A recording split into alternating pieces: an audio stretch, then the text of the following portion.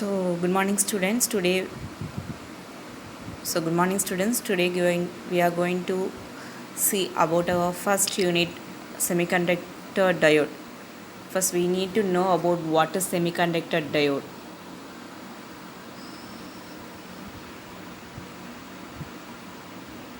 Okay, what is semiconductor? Semiconductor is a substance which has a resistivity of 10 the power minus 4 to 0.5 ohm meter in between conductors and insulators. Okay, that conductivity lies that between conductors and insulator. Like some of the examples are silicon, germanium, selenium, carbon. These are the examples of semiconductors. So here the energy level of semiconductor material, for example germanium 0.6 electron volt, for example silicon, the energy level is 1.1 electron volt, where 1 electron volt is equal to 1.6 into 10 the power minus 19 joule.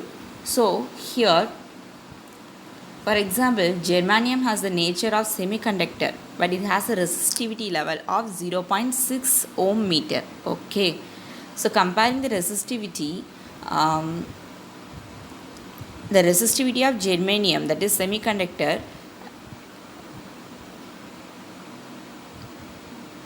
is higher when compared to the copper, that is conductor, when compared to the glass, that is insulator. Okay, the resistivity of the semiconductor that lies between the conductors and insulators.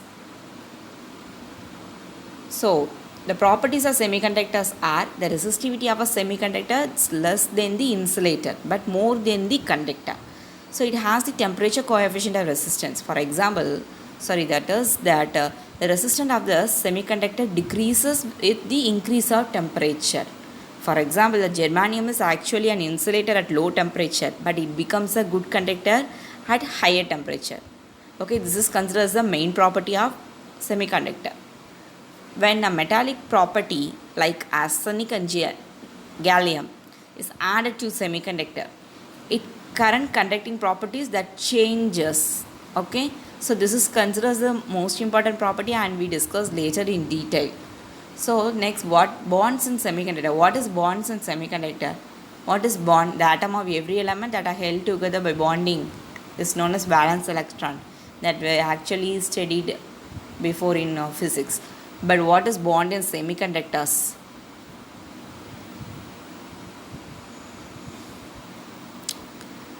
So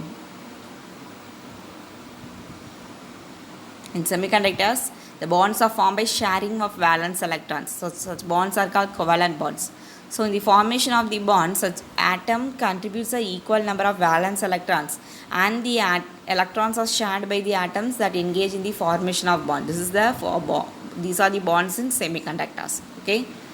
For example, the covalent bonds are formed by the sharing of valence electrons. Okay, in the formation of covalent bond, each valence electron of an atom that forms a direct bond with valence electron of adjacent atom. So the valence electrons are associated with particular atoms. So for the reason the valence electron in the semiconductors are not free. Okay. So what is crystal? Substance, the atoms or molecules arranged in orderly pattern is called crystal. Okay, or arranged in an orderly pattern. Okay, it's called crystal. So commonly used semiconductors are germanium and silicon. So these are the many semiconductors available, but few of them have practical application in electronics. The two most frequently used is germanium and silicon.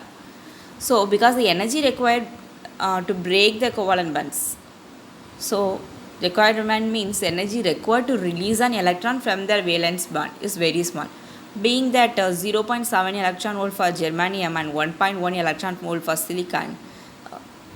Also the releasing of electron for the valence band energy requirement is small. For that reason we are using silicon and germanium.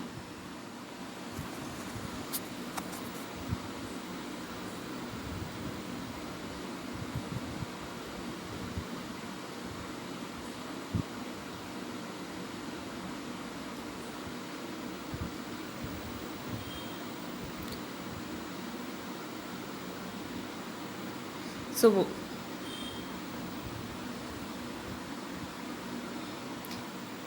So already we have discussed about what is passive components and what is active components. Here semiconductors, what are the types of semiconductors? Before that, what is the energy band in semiconductors?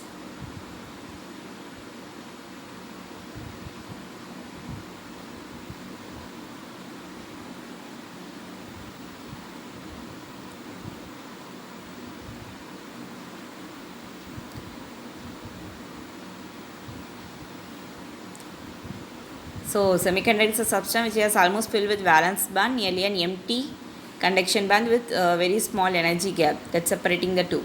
So the energy band of some germanium and silicon, which has having forbidden energy gap, that is small.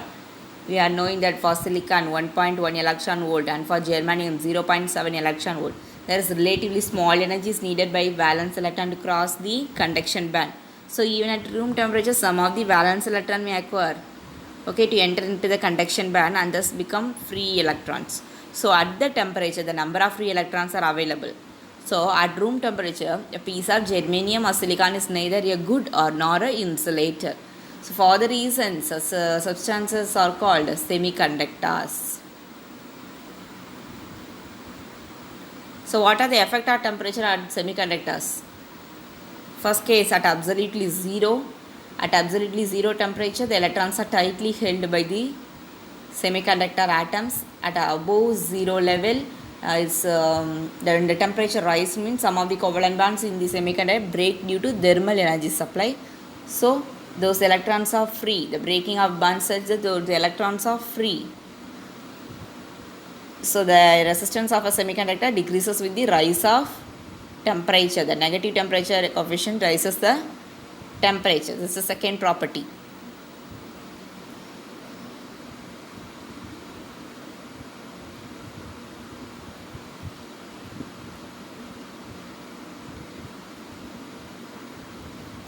So what are the types of semiconductor?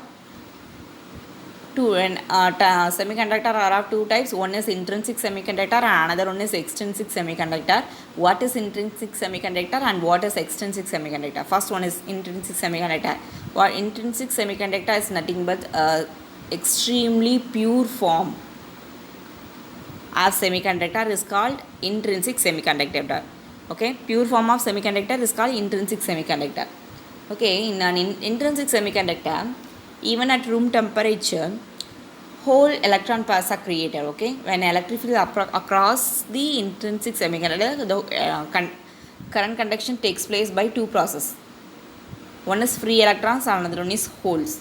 Okay, the free electrons that are produced due to breaking of some covalent bonds by thermal energy. At the same time, holes are created in the covalent bonds. So here, under the influence of electric field, conduction through the semiconductor by free electrons and holes. So the total current inside the semiconductor is the sum of current due to the free electrons and holes. Okay.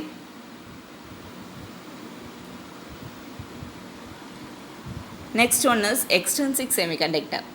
So in extrinsic semiconductor, it has a little current conduction capability at room temperature. So to be useful in electron devices, a pure semiconductor must be altered. So we have to significantly increase its conducting properties. Okay. So we have to adding a small amount of suitable impurity to the semiconductor.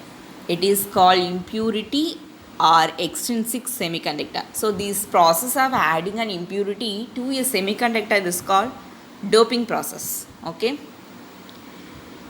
So the type of impurities that control during the preparation of semiconductors.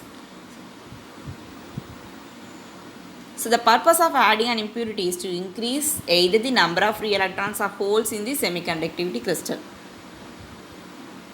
So depending on the type of impurity added, extrinsic semiconductor are divided into two types. One is N-type semiconductor, another one is P-type semiconductor. Okay. One is N-type semiconductor and another one is P-type semiconductor. First one, what is N-type semiconductor? What is P-type semiconductor? Semiconductor is divided into two types. One is intrinsic, another one is extrinsic or impure. Extrinsics divided into two types. One is p-type and another one is n-type. First one is n-type semiconductor. This is the difference between intrinsic and extrinsic semiconductor. 2 mark la edukkalam use பண்ணிக்கோங்க இத. Okay, this is n-type semiconductor and p-type semiconductor. First, what is n-type semiconductor? A small amount of pentavalent impurities added to a pure semiconductor. Okay. So addition of pentavalent impurity provides a large number of free electrons in the semiconductor crystal. So types, the pentavalent impurities like arsenic, antimony, these are the examples. So such impurities produced n-type semiconductor are known as donor impurities. So they donate or provide free electrons to the semiconductor crystal. So new electrons are produced by addition of pentavalent impurity. The thermal energy of room temperature generates a few electron pairs. The number of free electrons are provided by that's pentavalent impurity. So it's due to the properties of electrons over holes. It's called n-type semiconductor. So n stands for negative and p stands for positive. Okay. N-type conductivity. What is n-type conductivity? Impurity is called donor impurity. The current conduction in n-type semiconductor is called free electrons. The negative charge is called n-type or electron type conductivity. Okay.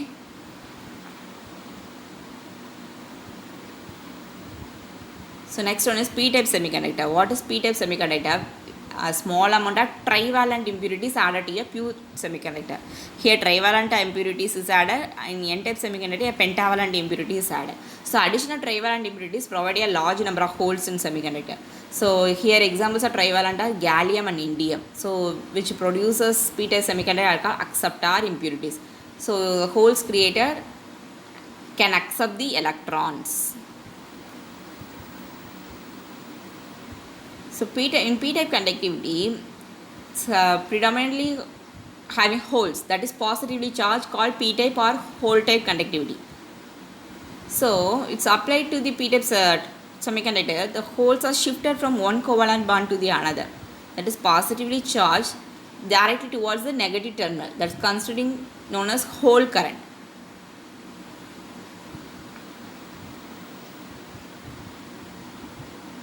Next one is majority carriers and minority carriers. What is majority carriers and minority carriers?